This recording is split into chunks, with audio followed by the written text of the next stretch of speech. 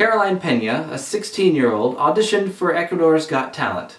After her audition for the show, one of the judges, Maria Fernando Rios, asked her about her belief in God, to which Carolina replied that she had none. Rios went on to assert that without the love of a deity, you will never reach the top. God can help you, he can make you better. A second judge on the show, Paulo Farias, went on to ask why she did not believe in God, to which Carolina replied, she has no reason to. Following a dialogue with these two judges, a third judge on the show, Wendy Vera, went on to say to Carolina that you're 16 and you've had many great things in your life, but there's going to be a time when you'll be suffering and the only thing that will help you is the amazing love of God. According to The Independent, even Miss Peña's father, who watched his daughter's audition backstage, also said he hoped the teenager would change her beliefs. Fernando Villarroel was the only judge on the show who refused to comment on religious beliefs, saying, beliefs in religion are one thing and artistic talent another. When the three other judges insisted they were not discriminating against Carolina, Villarroel went on to say that he didn't think it was necessary to barrage Carolina with an avalanche of catechism because she came to the show to show her talent. The Association of Ecuadorian Atheists has called for an official review of the content of the show. Meanwhile, Caroline Peña went on to the next round with all judges except Wendy Vera voting in her favor. Mohammed Akhlaq, a 52-year-old Muslim resident of the Bisara village in Gautam Budh Nagar, about 40 kilometers from the Indian capital, was attacked by a mob and killed. The attack against Akhlaq was carried out by some religious extremists over the accusation that he and his family have been slaughtering, storing, and eating beef. This same attack on Akhlaq also left his 22-year-old son, Mohammed Danish, critically injured. In India, although 80% of its 1.3 billion people are Hindu, it's not illegal to slaughter cows. In fact, India is the world's largest exporter of beef and its fifth biggest consumer. However, the beef trade is mostly run by the country's Muslim population.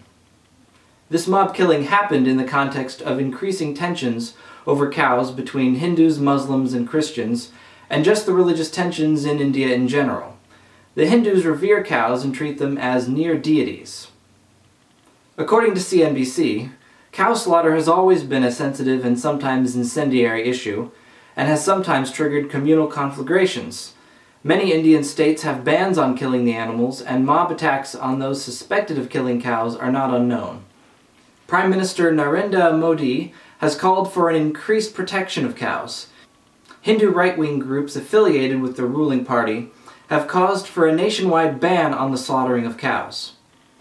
In Maharashtra, there's already a ban on the slaughter of cows, and the BJP government in Rajasthan has vowed to prohibit the killing of the animals.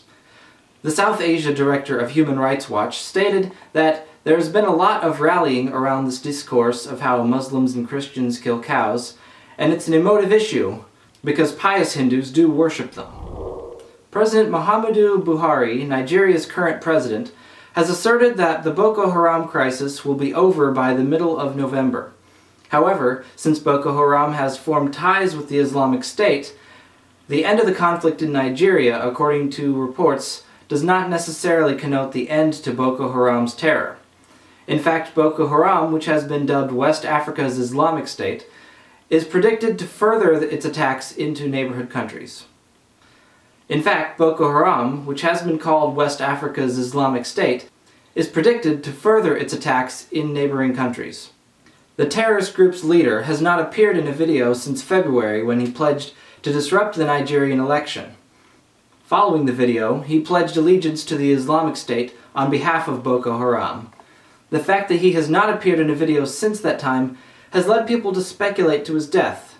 However, he has released videos to disprove the pervading accounts of his death, even though he does not visibly appear in any of them.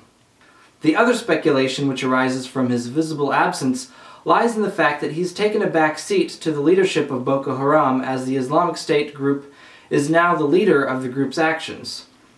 Nigeria's allies, Cameroon, Chad, and Niger, have helped in the conflict, but have consequently been also attacked by the group.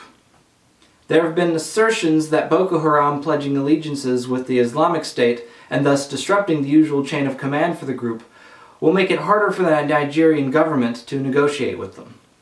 Furthermore, since Boko Haram is now part of an international terrorist network, the violence that Boko Haram inflicts in Nigeria's neighboring countries could also escalate, if indeed its stranglehold on Nigeria is ended by President Buhari.